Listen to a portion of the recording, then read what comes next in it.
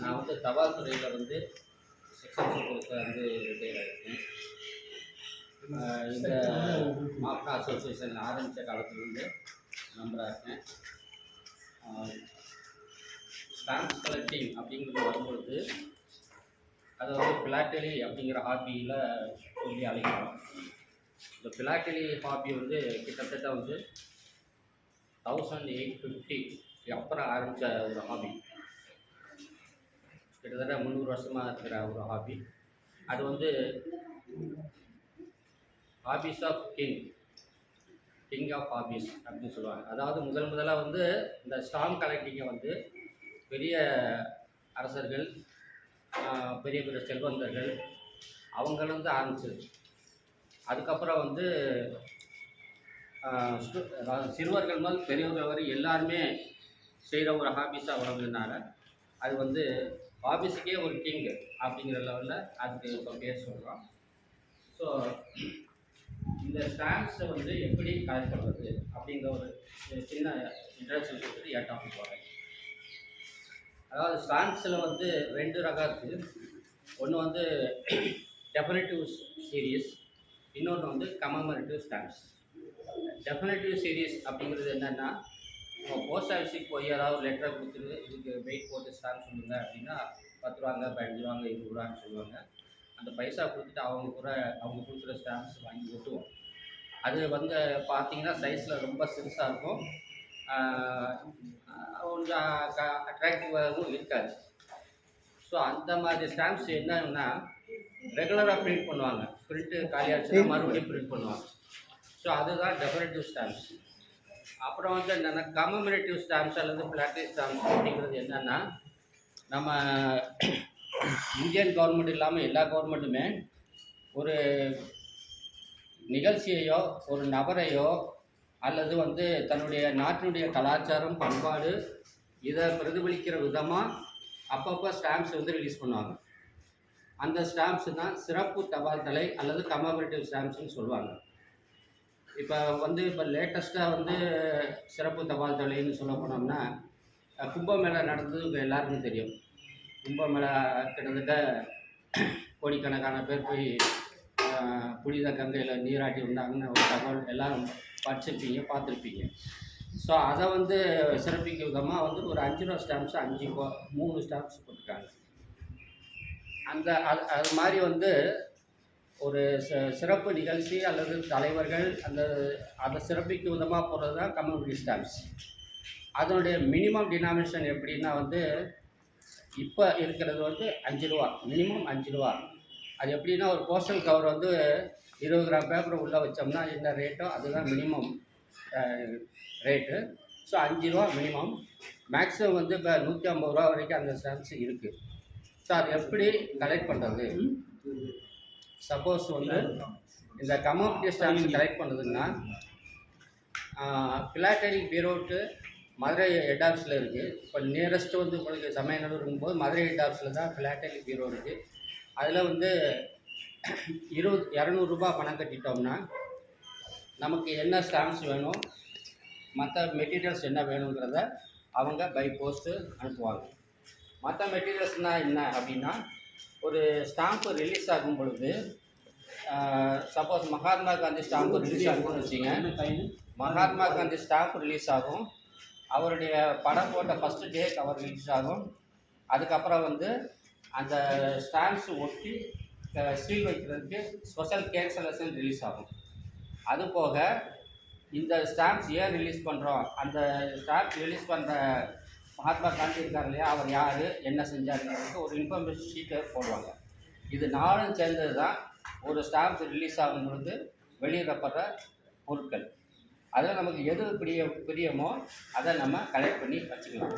அது வந்து Indian mint stamp சொல்லுவாங்க, அதாவது யூஸ் பண்ணாத ஸ்டாம்ப்ஸு. அதுக்கு வந்து தனி வேல்யூ இருக்குது. அதில் வந்து நமக்கு எது தேவையோ அது நம்ம கலெக்ட் பண்ணி வச்சுக்கலாம். அது வந்து நம்ம போய் வாங்கணும்னு கிடையாது. ஒரு அக்கௌண்ட் ஓப்பன் பண்ணிவிட்டு வேண்டிய அளவுக்கு பணத்தை அதில் வச்சுக்கிட்டோம்னா ஆட்டோமேட்டிக்காக நம்ம வீட்டுக்கு by registered post without cost வரும். ரெஜிஸ்டர்ட் போஸ்ட்டுக்கு பைசா கழிக்க மாட்டாங்க. ஸோ அந்த அளவில் வந்து ஸ்டாம்ப் கலெக்டிங் இருக்குது. அதை நீங்கள் ஆரம்பிச்சிங்கன்னா காலப்போக்கில் வந்து நமக்கு அதில் ஒரு ஆர்வம் வரும். அந்த ஸ்டாம்ப்ஸ் கலெக்டிங்னால என்ன பயன் என்னங்கிறது வந்து அடுத்தடுத்த மீட்டிங்கில் பார்த்துக்கலாம். இப்போ வந்து இந்த டாபிக் வந்து அடுத்து டிஜிட்டல் பின். அதாவது டிஜிட்டல் பின்னுங்கிறது பின்கோடு பற்றி கேள்விப்பட்டீங்களா? சொன்னீங்க. என்ன பின்கோடு இருந்தாங்க? Madurai postal index number. Pincode, அதாவது பின்கோடுங்கிறது வந்து போஸ்டல் இண்டெக்ஸ் நம்பர். இப்போ நம்ம ஒரு தபால் போடுறோம், பேர் போட்டுருவோம், அட்ரஸ் போட்டுருவோம், ஊர் போட்டுருவோம், இது ஸ்டேட்டை கூட போட்டுருவோம். உதாரணத்துக்கு வந்து மாரிமுத்து, சம்பந்தர் தெரு, கும்பகோணம், தஞ்சாவூர் டிஸ்ட்ரிக் அப்படின்னு கும்பகோணம் டிஸ்ட்ரிக்ட்னு போடுறோம்னு வச்சுங்க. அந்த போஸ்ட் பாக்ஸை போனோன்னா அது பல கைக்கு போகும். பல கைக்கு போகும்போது அந்த பிரிக்கும்போது அவங்களுக்கு சிரமம். அதாவது கும்பகோணம் ஓரளவுக்கு தெரியும் எந்த இருக்குன்னு. இதே இது ஒரு உதாரணத்துக்கு சொல்கிறேன், அவனியாபுரம்னு போட்டு பார்த்தீங்கன்னா அவனியாபுரத்தில் 4 அவனியாபுரம் இருக்குது தமிழ்நாட்டில். ஸோ அதெல்லாம் ஐடென்டிஃபை பண்ணி கரெக்டாக அந்த ஊருக்கு போகணுங்கிறதுக்காக பின்கோடு அப்படிங்கிறத ஆல் இந்தியா லெவலில் இன்ட்ரடியூஸ் பண்ணியிருக்காங்க. இந்தியா லெவலில் பின்கோடு இன்ட்ரடியூஸ் பண்ணியிருக்காங்க. ஸோ அந்த பின்கோடு வந்து நம்ம எந்த ஊருக்கு அனுப்புகிறோமோ அந்த பின்கோடை எழுதிட்டோம்னா அவங்க வந்து ஈஸியாக ஸ்டார்ட் பண்ணுவாங்க. அந்த கடைசி போஸ்ட் ஆஃபீஸுக்கு என்னங்கிறது தான் அந்த பின்கோடு காமிக்கும்.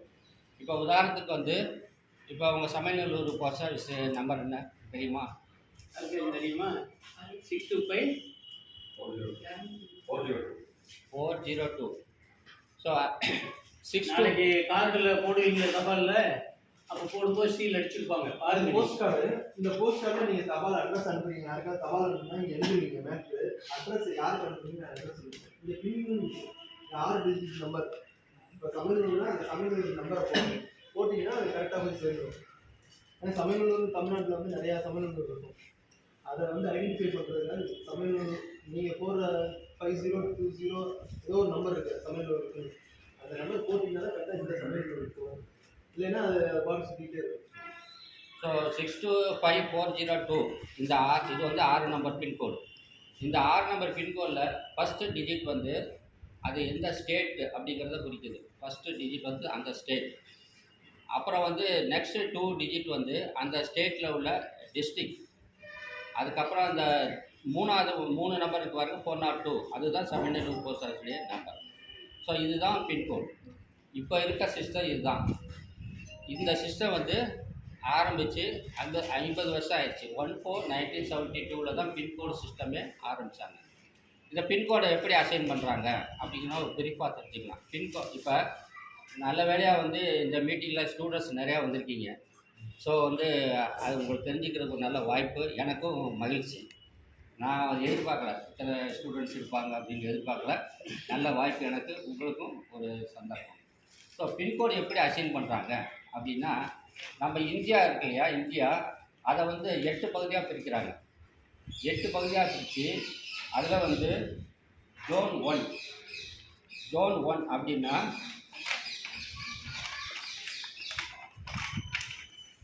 ஜோன் 1ங்கிறது வந்து 1 லட்சத்துலேருந்து ஆரம்பிக்கும்.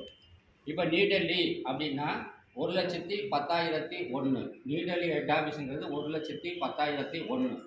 ஸோ அந்த மாதிரி டெல்லி, ஹரியானா, பஞ்சாப், இமாச்சல பிரதேஷ், ஜம்மு அண்ட் காஷ்மீர் இதில் வந்து இந்த ஸ்டேட்டுடைய பின்கோடு மொதல் நம்பர் வந்து 1ல் தான் ஆரம்பிக்கும். 1,00,000.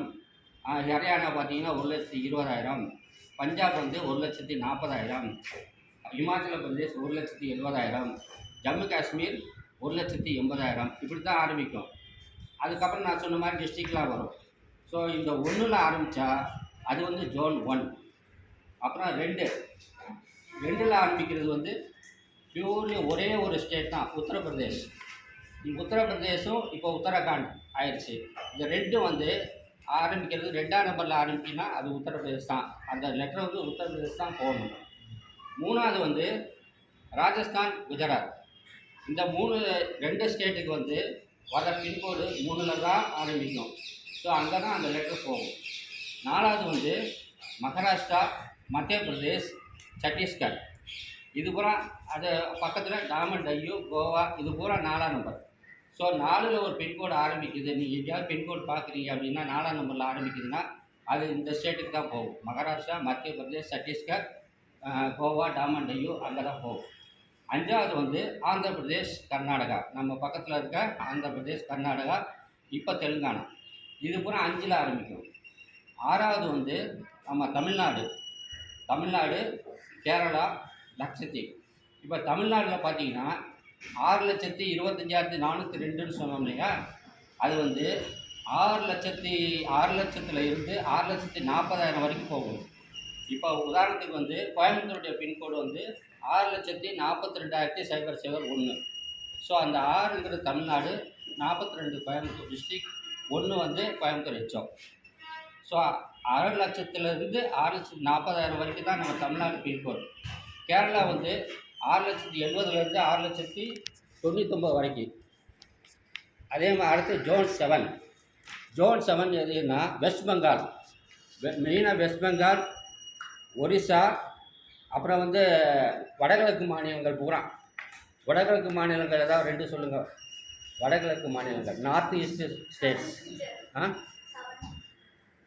7 கரெக்டு. 7ல் ஏதாவது 2 ஸ்டேட் பேர்.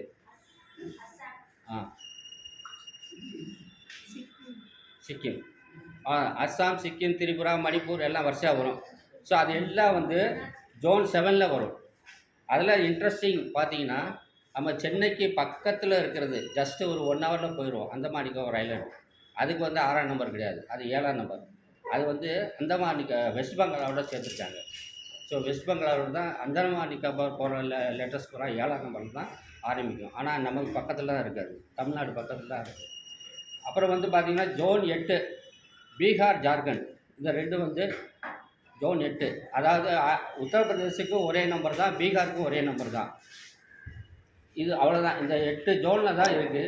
அது போக ஆர்மி போஸ்டல் சர்வீஸு, அதாவது ஆர்மி போஸ்டல் சர்வீஸ்னால் ஆர்மிலாம் உங்களுக்கு தெரியும், ஆர்மியில் ஒர்க் பண்ணுறவங்க, கடற்படை, விமானப்படை, கப்பல் படை இதெல்லாம் இருக்கு இல்லையா, அதில் ஒர்க் பண்ணுறவங்களுக்கு லெட்டர் போடணும். அவங்களுக்கு வீடெல்லாம் கிடையாது, அவங்களாம் கேம்ப்பு தான் இருப்பாங்க, அங்கங்கே கேம்பில் இருப்பாங்க. ஸோ அவங்களுக்கு வந்து இந்த ஜோன் 1லேருந்து 8க்குள்ளே போட முடியாது.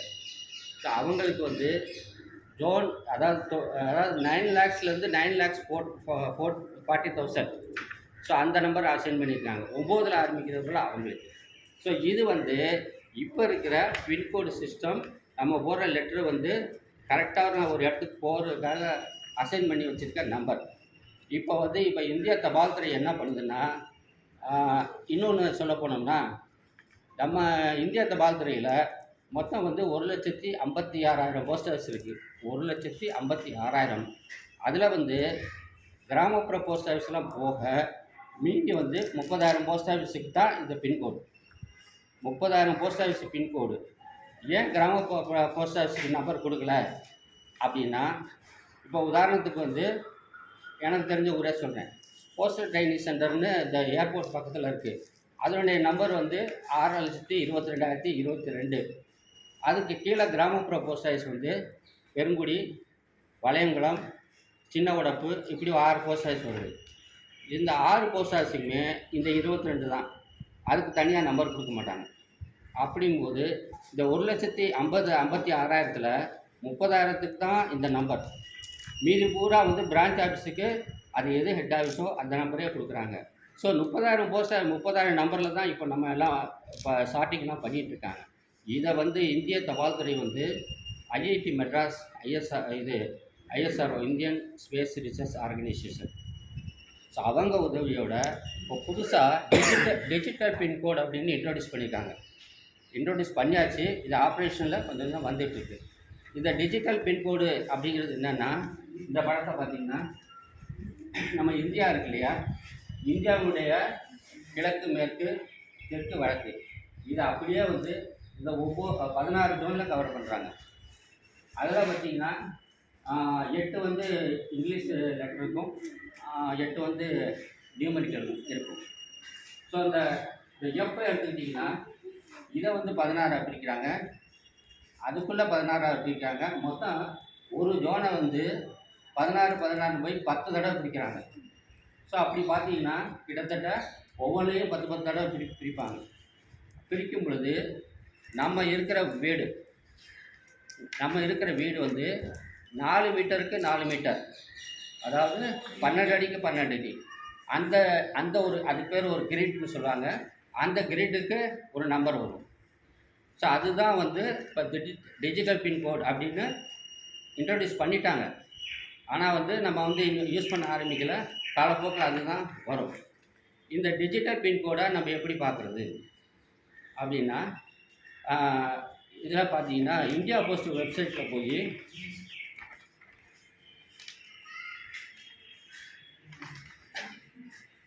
இந்தியா போஸ்ட் வெப்சைட்டில் போய் DAC.indiapost.gov.in இதில் போட்டிங்கன்னா நோ யுவர் டிஜிபின் அப்படின்னு வரும். நோ யுவர் டிஜிபின் அப்படின்னு வரும். அதில் வந்து ஒரு பக்கம் வந்து ஒரு பாக்ஸ் மாதிரி இருக்கும். ஒன்றில் வந்து சர்ச்சு டிஜிபின் அப்படின்னு இருக்கும், இன்னொன்றில் வந்து சர்ச்சு லொக்கேஷன் அப்படின்னு இருக்கும். இப்போ நம்ம ஃபோனில் வந்து எல்லாருக்குமே ஜிபிஎஸ் இருக்கிறதுனால நீங்கள் ஒரு தடவை வந்து அந்த நோ யுவர் பின்கோடு போட்டாலே உங்கள் லொக்கேஷனை நான் ஐடென்டிஃபை பண்ணிக்கிறவான்னு கேட்கும். எஸ்ன்னு போட்டாலே அதுவே ஐடென்டிஃபை பண்ணி ஒரு 10 டிஜிட் நம்பர் கொடுக்கும். அந்த 10 டிஜிட்டில் பார்த்தீங்கன்னா 5 டிஜிட் வந்து இங்கிலீஷ் லெட்டர் இருக்கும், மீதி நியூமரிக்கல் இருக்கும். ஸோ அந்த மாதிரி வந்து டிஜிபின்னு அதே அலாட் பண்ணிடும். டிஜிபின்னை வந்து இந்தியா போஸ்ட்டு தான் அலாட் பண்ணும். ஒருத்தர் கொடுத்த டிஜிபின் இன்னொருத்தருக்கு வராது. ஸோ 4 மீட்டருக்கு 4 மீட்டருங்கிறதுல டிஜிபின் கொடுக்குறாங்க. ஸோ இந்த டிஜிபின்னால் என்ன பயன் அப்படின்னா, இப்போ நமது இப்போ இப்போ நம்ம இப்போ சமயநல்லூரே எடுத்துங்க. சமயநல்லூரில் வந்து உங்களுக்கு தெரிஞ்சு வந்து ஒரு 5 இப்போ ஒரு ஏரியா இருக்கும். இந்த ஏரியா வந்து வெறும் பொட்டக்காடு மாதிரி கிடக்கும். பிளாட்டெல்லாம் போட்டிருப்பாங்க, சரிங்களா? இன்னும் ஒரு 10 வருஷம் பார்த்தா அந்த இடத்துல வீடெல்லாம் வந்துடும். அப்புறம் அதுக்கு தெரு பேர் கொடுத்துருப்பாங்க, கொடுத்துருக்க மாட்டாங்க, எல்லாம் இருக்கும். ஸோ அப்படிங்கும் பொழுது இப்போ என்னென்னா போஸ்ட்மேன் வந்து சமயநல்லூர்னு போட்டுருவாங்க. அவர் ஏரியா போய் தேடிட்டு இருப்பார். எங்கடா எந்த ஒரு வீடு இருக்குது எங்கே இருக்குன்னு தேடிட்டு இருப்பார். அந்த ப்ராப்ளம்லாம் இப்போ கிடையாது. டிஜிபின் அப்படின்னு வந்துட்டாலே நேராக வந்து அது லொக்கேஷன் ஐடென்டிஃபை பண்ணிடும். இந்த இடத்துல தான் அந்த வீடு இருக்குது, இந்த இடத்துல தான் அந்த இது இருக்குது. ஸோ இது வீட்டுக்கு மட்டும் கிடையாது. ஒரு எமர்ஜென்சி சர்வீஸ், ஒரு இடத்துல ஃபயர் ஆகுது, இல்லை ஒரு இடத்துல பூகம்பம் ஆகுது, இல்லை ஒரு இடத்துல வந்து ஆம்புலன்ஸ் சர்வீஸ் தேவைப்படுது, அப்படிங்கிறதுக்கெல்லாம் இந்த டிஜிபின் வந்து ரொம்ப யூஸ் ஆக போகுது.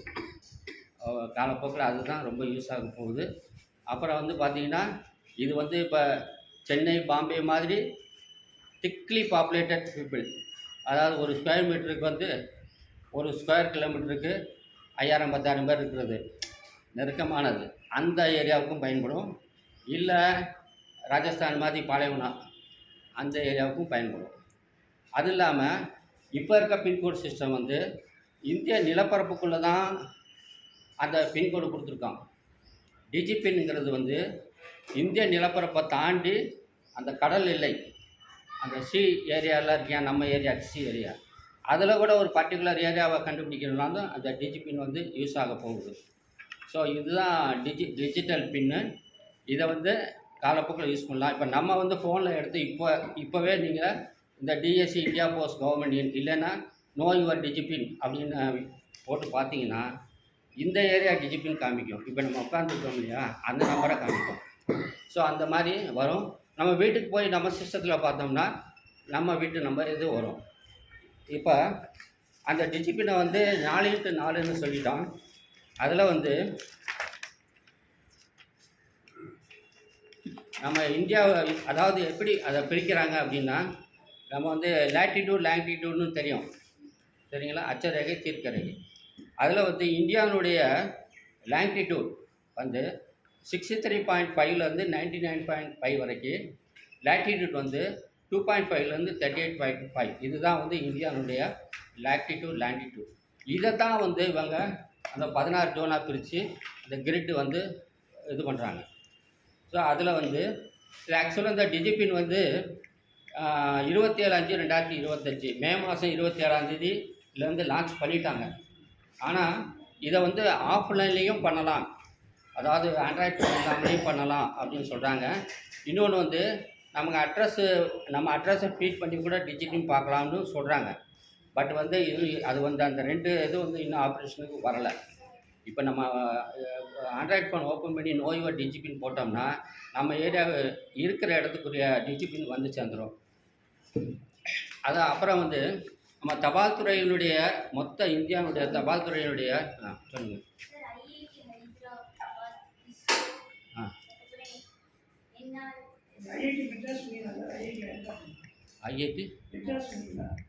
ஐஐடி ஹைதராபாத்.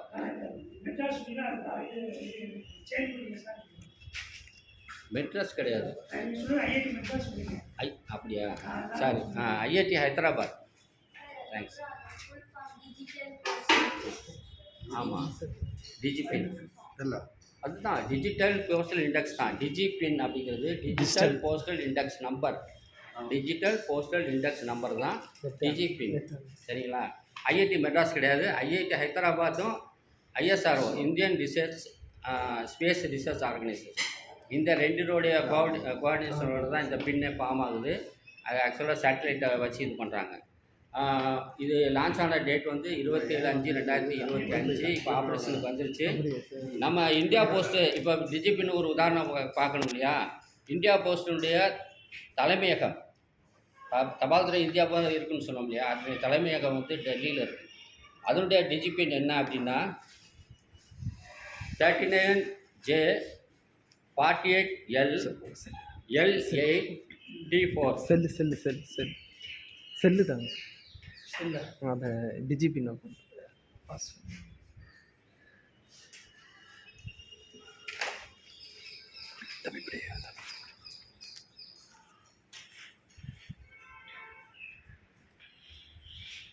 இதுதான் வந்து இந்த இந்திய தபால் துறையில் ஹெட் ஆஃபீஸ் வந்து டெல்லியில் இருக்குது. அதனுடைய டிஜிபின். இந்த டிஜிபினை வந்து நீங்கள் வந்து செர்ச் டிஜிபின்னு போட்டு அதில் போட்டு இந்த நம்பரை போட்டிங்கன்னா கரெக்டாக டெல்லியில் அந்த ஆஃபீஸ் எங்கே இருக்குங்கிறத அதை லொக்கேட் பண்ணும். அதான் மேப்பே வரும். அந்த மேப்லேயே நம்ம லொக்கேஷன் ஐடென்டிஃபை பண்ணுற பாருங்கள், அது மாதிரி அதை ஐடென்டிஃபை பண்ணும். இப்போ எங்கள் வீட்டுக்கு நான் டிஜிபின் போட்டு பார்த்தேன்.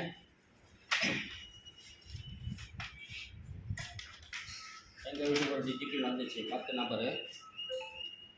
அது கரெக்டாக பார்த்தீங்கன்னா அந்த டிஜிபின் அதுவே அலாட் ஆகிடுச்சு. அலாட் ஆனவொடனே கரெக்டாக எங்கள் வீட்டு பக்கத்தில் வந்து தாமரை தெருன்னு இருக்குது. அந்த தாமரை தெருவை தாண்டி அந்த ஆரை காமிச்சிச்சு, கரெக்டாக எங்கள் வீட்டையே காமிச்சிச்சு. ஸோ இதுதான் டிஜிபின்னு. வருங்காலத்தில் வந்து பின்கோடுங்கிறது ப்ராடர் சென்ஸு. அது வந்து ஒரு டிஸ்ட்ரிக்ட் லெவலில் ஐடென்டிஃபை பண்ணுறது. இது வந்து அரை சென்ட்டுக்குள்ளே ஒரு இடத்த ஐடென்டிஃபை பண்ணி காமிக்குது. இதுதான் பின்னாடி வந்து அந்த அதாவது ஏரியாவில் ஒரு பர்டிகுலர் பிளேஸை லொக்கேட் பண்ணுறதுக்கு, அட்ரஸ் லொக்கேட் பண்ணுறதுக்கு. இது இந்தியா போஸ்ட்டுக்கு மட்டும் பயன்படாது. யார் அட்ரஸுக்கு வச்சு பண்ணுறாங்களோ, வியாபாரம் பண்ணுறாங்களோ அவங்களுக்கு எல்லாமே.